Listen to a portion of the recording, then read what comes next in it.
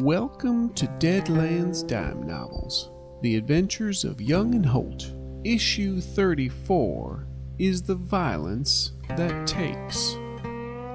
I'm your narrator, Ernest Wick, intrepid reporter for the Tombstone Epitaph.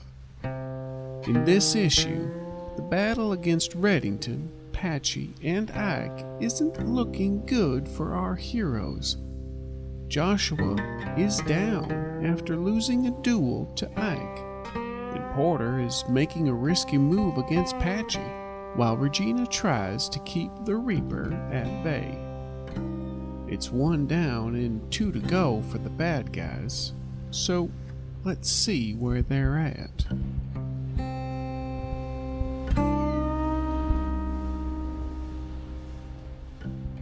You know what? I'm going to play this card. Ruh-roh. You land next to the wagon, and... Well, it's kind of like I crawl out from underneath the wagon. Okay. I step into the tent again and come out from beneath the wagon. Okay, so you come out from underneath the wagon, toss the lit dynamite in his path, and then you hear this shout behind you saying, "You fool!" Uh-oh. As Reddington just zeroes in and spots you, being a witness to history. All your concealment of any sort is gone, and you just hear in this distance, you hear this high-pitched whine, and this, you see this glowing thing come at you. Should cast deflection. So you hear this behind you, and you turn and look, and you see this ball arcing towards you, and it's like this flaming blue lightning ball, and then it lands just right underneath the wagon and erupts, and the wagon goes shooting into the air as you are fried by some damage. Ooh. Stop. No! 20 points of damage. What is your toughness? 6. 6. So right now you have 3 wounds sitting at you. I'm soaking. I got a 5. 5 will soak one of those wounds. Okay. Then I'm going to spend blue to try and get additional more. D6. Now, would red give you another additional D6, or just a red? I think that you could spend it to give an additional D6 on top of that. Then I would make a draw. Right. So you rolled a 4. That is not modified by your fatigue. Right, that puts me at 9. 9. So you've soaked 2 wounds. So in order to soak 3, I need 12. Correct. And you could spend that red one to either reroll or to add another D6. And it would be a 50-50 shot. Right. Mm-hmm. Or I think I'm going to take the 50-50 shot with the D6. All right. And then I get to draw. So you're at 9. I did a white to soak, a blue to add to my soak roll, and another red to add to my second to add to the soak roll as well. And I got a 4. All right, nice. So that gets you. So I soak it all up. You soak it all up. So. All right. Now I throw myself forward out of the way. Well, so describe this to me. So the ball comes in, it explodes, the wagon goes shooting up in the air. What happens to Porter? Well, I see because I've seen the ball, fire the ball several times, so I see it coming again. I know what's coming, so I just leap forward as far as I can, and the explosion hits and flips me over in the air, and I land on some guy's sleeping bag through his tent. And he went on such a bender today. Instead of going and mining, he has been asleep this whole time until you land on him. And so these eyes and this raggedy beard. I went down on top of the tent, so the tent collapsed on him. Nice. Okay. Don't die.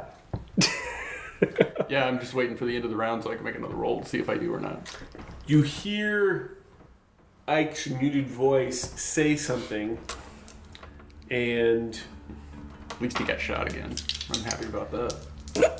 you can see this dissolving thing where his arm almost seems to go in slow motion, and it comes up, like it's halfway up, dissolves, 3/4 of the way up, then dissolves all the way up, and then you see a muzzle flash. And there's my tragedy. I'm going to spend to add a D6. Oh no.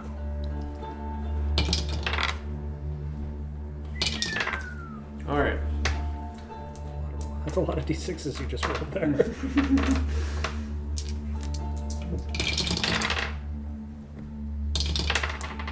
Where was Aubrey rolls? The dissolving thing of his arm goes up and the muzzle flash goes off, And Porter, you roll to a land on this tent, and you come up, and the cloth and the electricity is fading behind you, but it's casting enough light, and you see Regina. She's moving. She's got the shot or the rifle kind of at her hip, and she's shooting in the direction of some other gunfighter over by who's standing by the body of Joshua, because now you can see him in this glow. And she had rattled off a couple of shots, and it looks like he got hit or something, and he spun, and you see his gun come up, and he just takes dead aim, and he shoots, and Regina just flies backward, stumbles, and then falls out of your sight to the ground.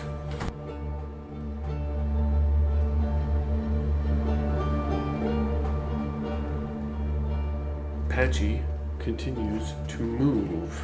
Right on top of the dynamite, perhaps?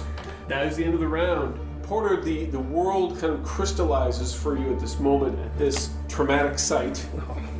And seeing Regina get gunned down by this guy has emboldened you and filled you with rage to the point where you're immune to fear, but at the same time you are also have become reckless. So you're happy to take risks, but because of your rage, I'm going to give you a +2 to actions that you may do.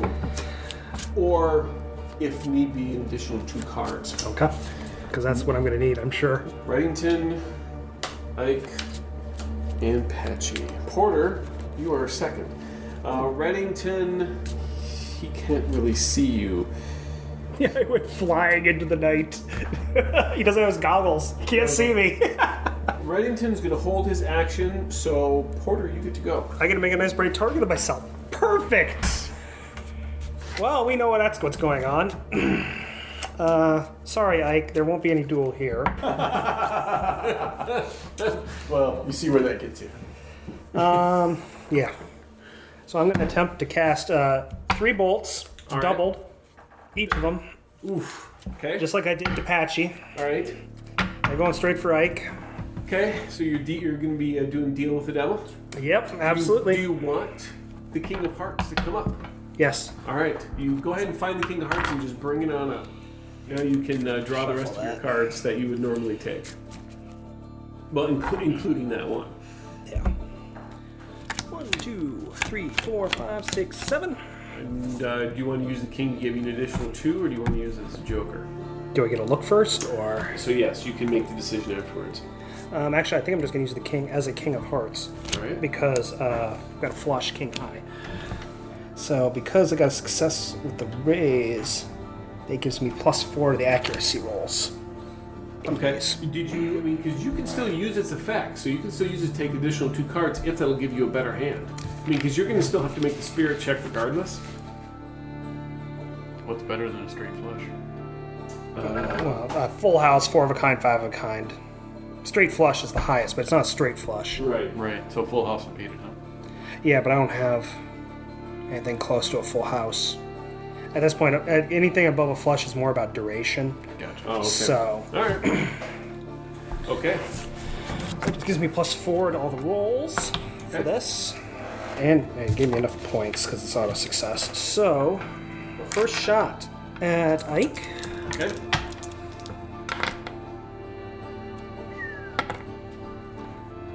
+13 +4 is 17. 17. Are you forgetting about the +2 because you're so emboldened? Okay, let me recount this. So 10, 13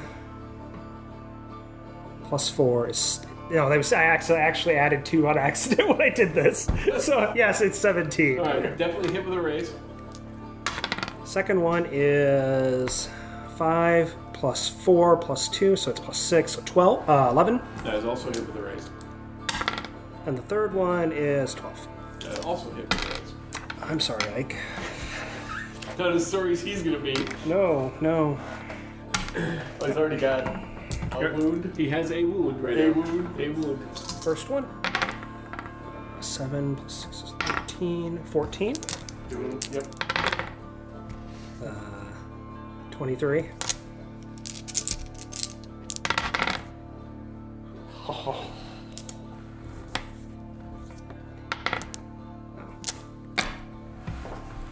17.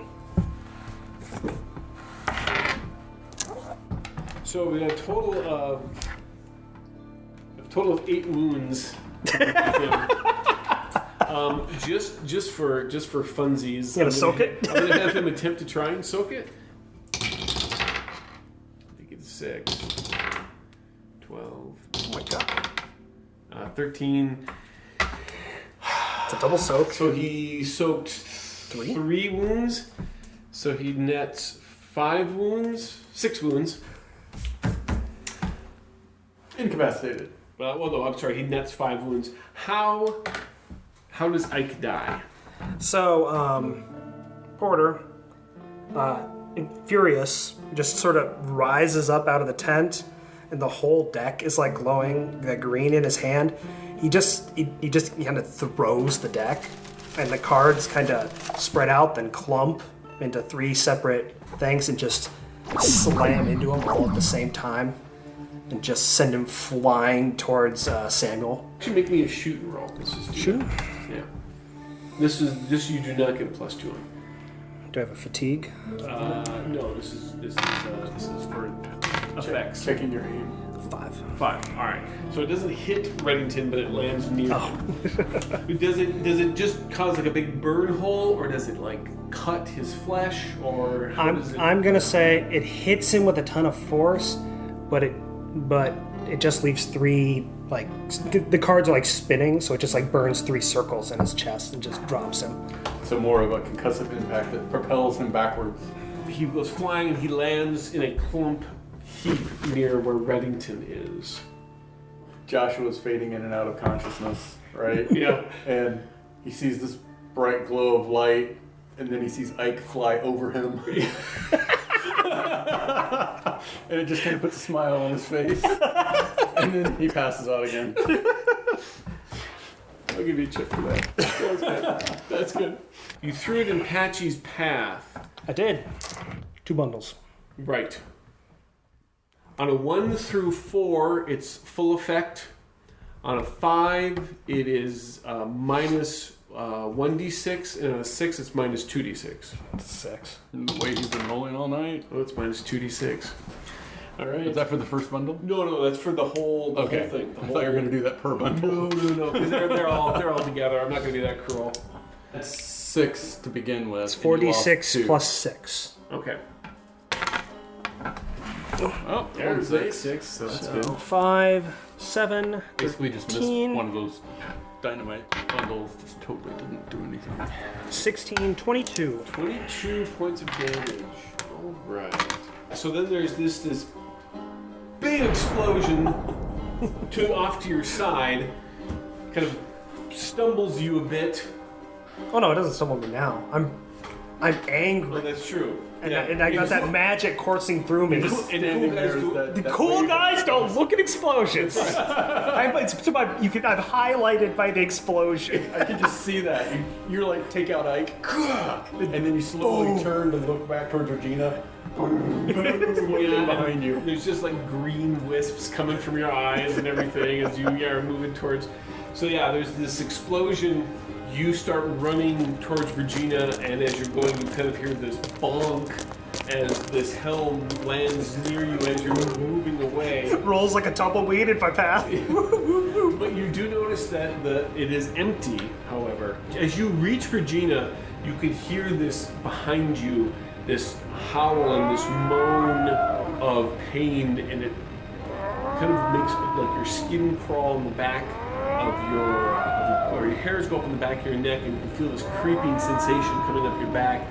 But as you're hearing this moan, you hear this chorus of gunshots behind you as well, and all these just gunshot after gunshot after gunshot is going off behind you, but it kind of fades as you drop down in front of Regina. She's laying there, and you can see that there is a lot of blood. A lot of blood. And so, I mean, she's got a massive wound in her chest, and it's leaking out of her mouth, and her eyes kind of flutter open, and she's holding the rifle across her chest or across her waist as she's lying there, and she, Porter, Shh. Just rest. and she kind of, yeah, I'm gonna. You'll be fine. I promise. I'll do something about it. You're gonna need a lot of magic for this. She grabs your shoulder and she pulls you down, and she kisses you, but then pushes you away, and she whispers something in your ear, and then her grip goes slack as she just kind of relaxes back, and then she coughs one last time, and then you see her eyes become very empty and vacant.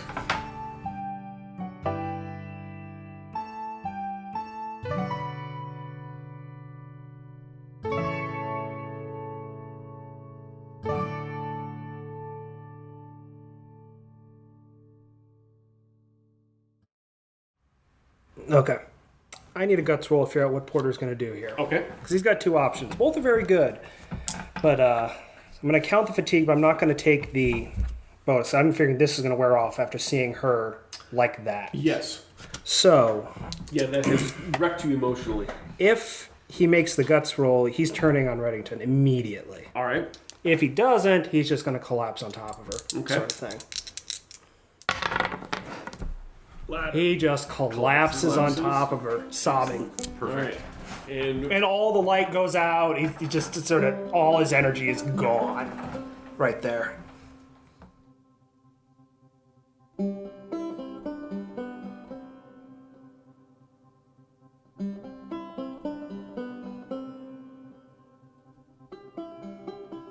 there's much more light now as a number of torches and lanterns have come and filled the space, and this ring of yellow light comes around you, and there's a shadow in there, and you hear this very authoritative voice behind you saying, You all right there, son?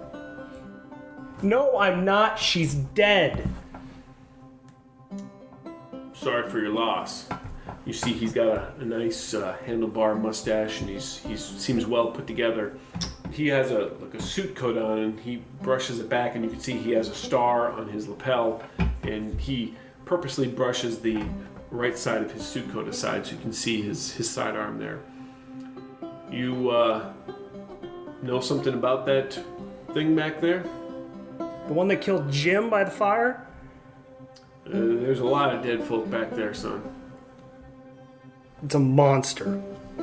Yeah. And you want to explain the green? The what? The cards. Somebody said they saw you throw some green cards.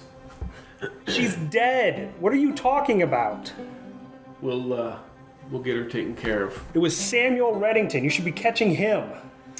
We're looking all over the place for anybody who knows anything right now. We're just trying to take assessment of who did. Sure doesn't look like it. Son, I'm going to ignore that under the traumatic circumstances of your friend being dead there, but I'm going to suggest kindly that you put that temper of yours in check and you come with me right now. And then behind him, you can start to, because there's like all kinds of sounds and voices and things that was just background noise to you, but now you can start hearing words come out. It was him. I saw it was like green flame came out of his hands. He killed that gunslinger there. He cut off this thing's leg with the same green thing. I think you should come with me. Porter, I'm gonna cut off a lock of her hair All right. while I'm down here. Okay. Stand up. He stands up. And I break down again. Just start crying. Let's go. It begins directing you down towards the city.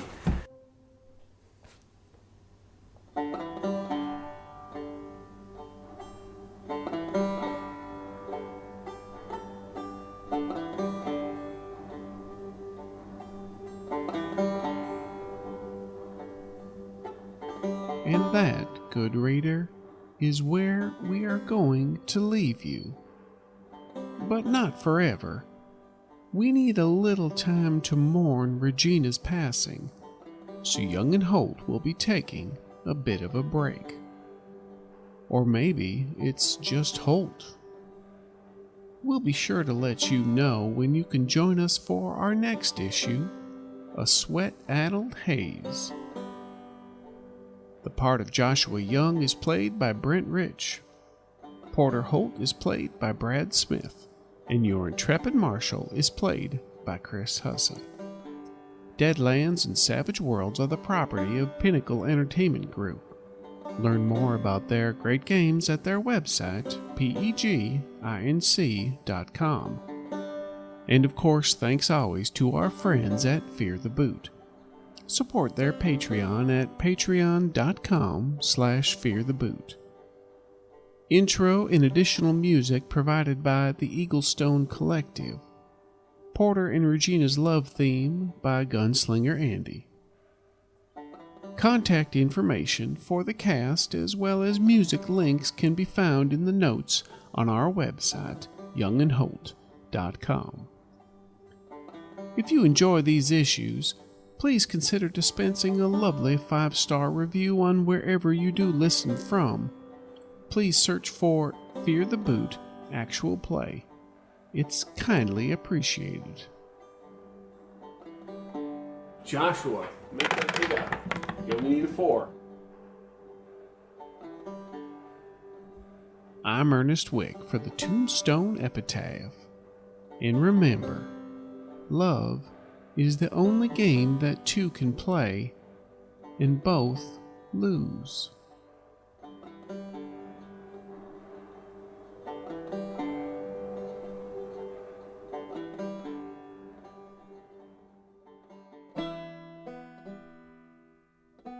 We fade up on the side of a building. Worn wood planks can be seen in dim starlight and the orange glow from numerous distant torches and lamps. Voices fade into the distance as a multitude of booted feet race toward the miners' camp just outside Deadwood. Whatever happened there sounds like it's over, but the aftermath is only beginning. A hand, bloody and shaking, reaches for the wooden wall and presses at a specific joint. A click, and the wall gives slightly, then slides roughly aside. Darkness rests beyond. It's quickly dispelled by the striking of a match and a lamp flickering to life. We see a steep staircase that leads to an earthen room filled with chains, hooks, implements, pieces of animals, a slab, and numerous other devices, bottles, and liquids. The bloody hand reaches the workbench and clutches a mirror. Rivulets of blood go down the shredded scalp of Samuel Reddington as he stares back at his reflection. His eyes are wild as he grits his teeth through the pain and studies the damage done. He snickers. The scars of failure become the badges of success. Well done, Patchy. You've helped me blaze the trail. Now, on to the real treasure. The mirror drops, and the bloody hand lands on a map of the West, a crimson smear through the city of Denver,